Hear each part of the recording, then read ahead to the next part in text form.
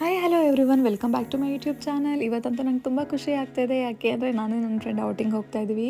Outing ಅಂದರೆ ಎಲ್ಲಿಗೂ ಬೇರೆ ಸಿಟಿಗಲ್ಲ, ಇಲ್ಲೇ ಇರೋ ನಮ್ಮ ಮನೆ ಹತ್ರ ಮಾಲ್ಗೆ ಹೋಗ್ತಾ ಇದ್ದೀವಿ. ಸೊ ನಾವು ಬಂದಿದ್ದೀವಿ ಮಾಲ್ ಆಫ್ ಏಷ್ಯಾಗೆ. ಇದು ನಮ್ಮ ಮನೆಯಿಂದ ಜಸ್ಟ್ 5 ಮಿನಿಟ್ಸ್ ಆಗುತ್ತೆ. ಸೊ ನಾವು ಯಾಕೆ ಈ ಪ್ಲೇಸ್ ಚೂಸ್ ಮಾಡಿದ್ದೀವಿ ಅಂದರೆ ತುಂಬ ಹತ್ರ ಇದೆ, ಬೇಗ ಹೋಗಿ ಬೇಗ ಬರ್ಬೋದು.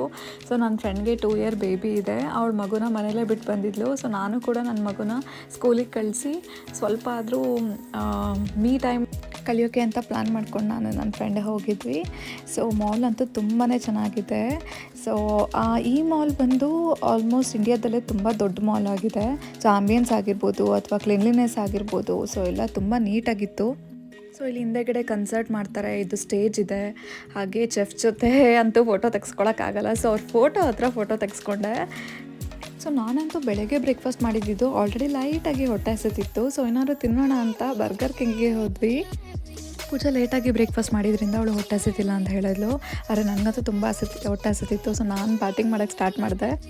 ಪೂಜಾ ನನ್ನ ಕಾಲೇಜ್ ಫ್ರೆಂಡ್ ವೈಫ್, ಬಟ್ ನನ್ನ ಹತ್ರ ತುಂಬ ಕ್ಲೋಸ್ ಇದ್ದಾಳೆ.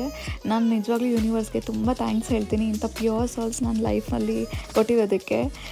ಸೈಕಲ್ ಗ್ಯಾಪಲ್ಲಿ ರ್ಯಾಂಪ್ ವಾಕ್ ಮಾಡೋಣ ಅಂದ್ಬಿಟ್ಟು ಜಸ್ಟ್ ರ್ಯಾಂಪ್ ವಾಕ್ ಮಾಡಿದೆ. ಅಷ್ಟೊತ್ತಿಗಾಗಿ ನಮ್ಮ ಮನೆಯಿಂದ ಫೋನ್ ಬರೋಕ್ಕೆ ಸ್ಟಾರ್ಟ್ ಆಯಿತು.